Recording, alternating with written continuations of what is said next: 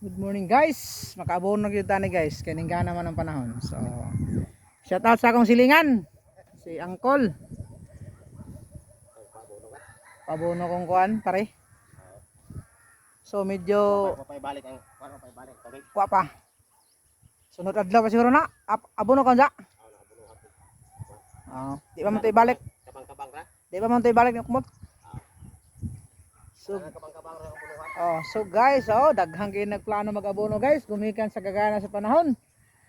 So tana magtuloy-tuloy na ni until na pagbunga hantod sa pagharvest. So dako gyapon ta pasalamat sa Ginoo nga gitagaan ta niyag may adlaw karon. So amping kita kanunay guys.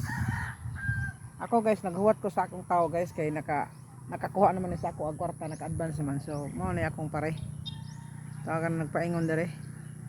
Muna mag-abono karon sa akong amuang humay. So tana dili mo ulan. Thank you for watching everyone. God bless us all. Nada guys, muna high school. Cantogas Cultural Minority High School na dia guys. So doon lang kayo eskwelahan sa Taga-Togas, araw gyud og di gyud eskwelahan tarong. So dira ta taman guys. Thank you for watching again. God bless us all.